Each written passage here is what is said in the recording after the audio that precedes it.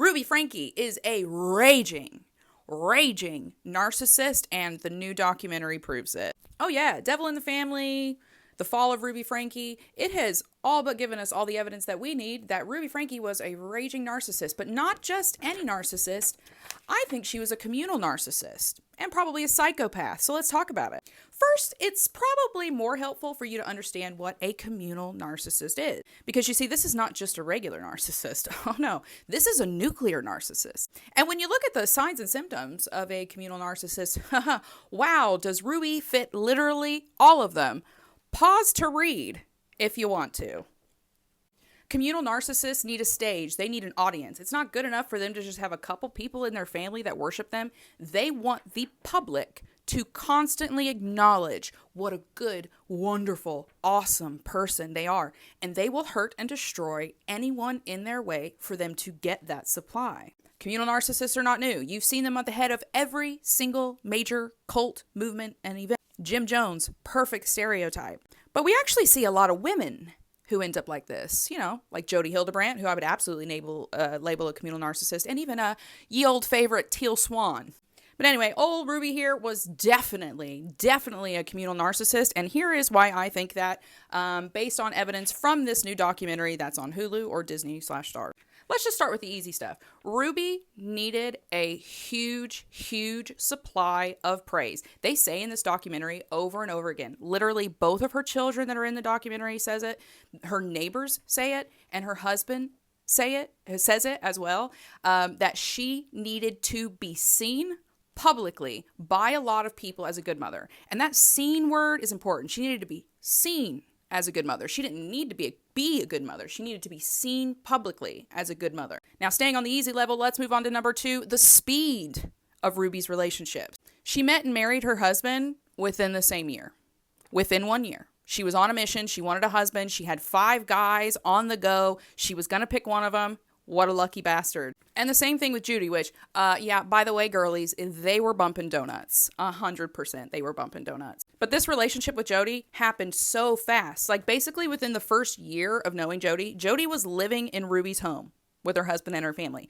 Within months of even meeting each other, Ruby was like coming into the upper echelons of Jody's little side cult. And this is one of the biggest patterns with narcissistic people. It's a part of their idealize, degrade, dispose, right? They get you in the relationship really fast by idealizing it. Oh my God, this is perfect. We're going to be such a good family. We're so perfect. I love you so much.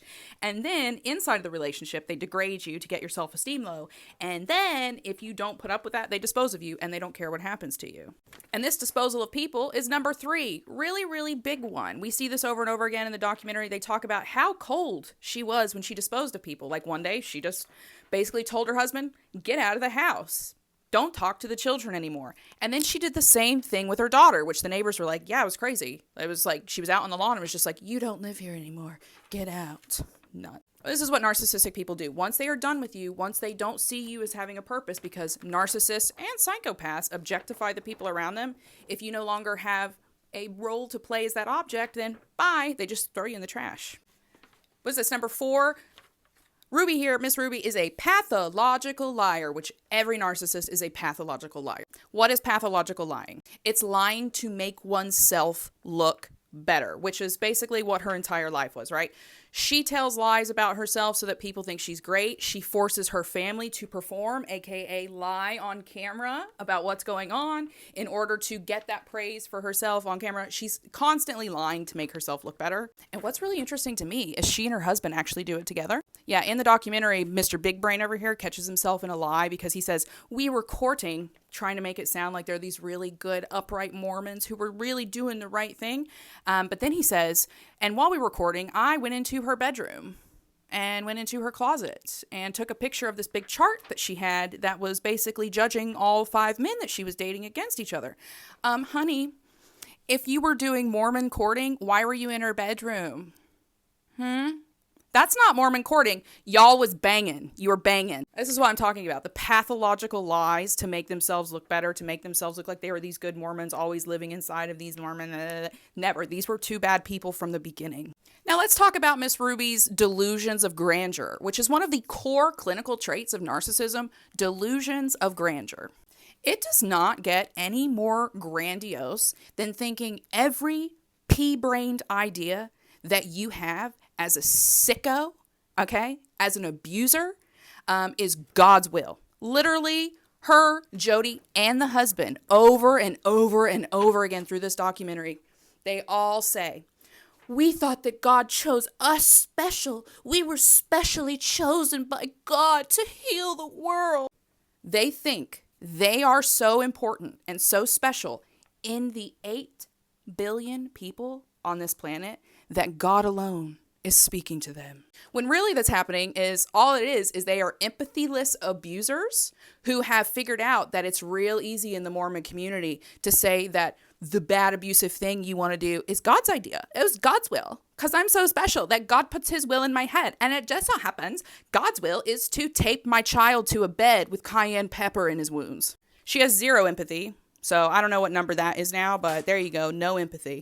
And I'm pretty sure that we're looking at a narcissism/psychopathy incident here. And here's why on that. I want you to look at one event only if we're talking about this narcissism and psychopathy thing. When she took Chad's bed away for 7 months. Yes, that's right. Ruby and her husband, who agreed to it, and he says it on camera. They took their son's bed away and made him sleep on a beanbag in the basement like a dog for 7 months. Now that's psychopathy. She got off on that. She got off on the power of that, and she got off on how unhappy it made her son. Now that's the psychopathy part. The narcissism part is she hid it from her followers. She and her husband both objectified their children, turning them into employees, some of them at an age as young as 4. You can hear the dad on camera yelling at them to perform and be grateful, and this is their job when the kids are unhappy, uncomfortable, don't want to work. But they were objects to Ruby specifically, which is, narcissism. And here's the biggest one for me. I'm going to go ahead and fold this up because I don't even need it. This is the biggest one for me that reinforces that this clown sitting here is a communal narcissist. And it is that when she got canceled on YouTube, when thousands of people for years said, you're an abuser, you are abusing your children. Why are you abusing your children? Trying to call CPS and everything else. Do you know what she did instead of apologizing?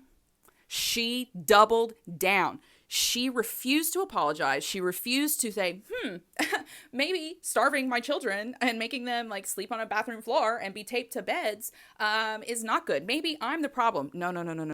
Her first reaction to being called out as an abuser was, everyone else is wrong. And then she went and she found a stage, another community who would give her supply and validate and justify her abusive nature, her narcissism, and her psychopathy. Instead of apologizing and saving the millions of dollars they were making for their family, this, and I'm going to say it, this nut job, loon, Mormon, fucking whack job decided that, no, you know what? I'm actually going to self-destruct by doubling down and going even deeper into even weirder, more abusive, corrupt shit. And that is narcissism, folks. They will pathologically chase that supply until it destroys them. And they can't even see it. They will put the gun to their own heads looking in the mirror. So yeah, Ruby Franke, communal narcissist, surrounded by other narcissists and psychopaths. Perfectly algorithmic, 100% like textbook. Anyway, come back for part 2. I'll be doing a deep dive on her husband in the next video because he's also going to get it.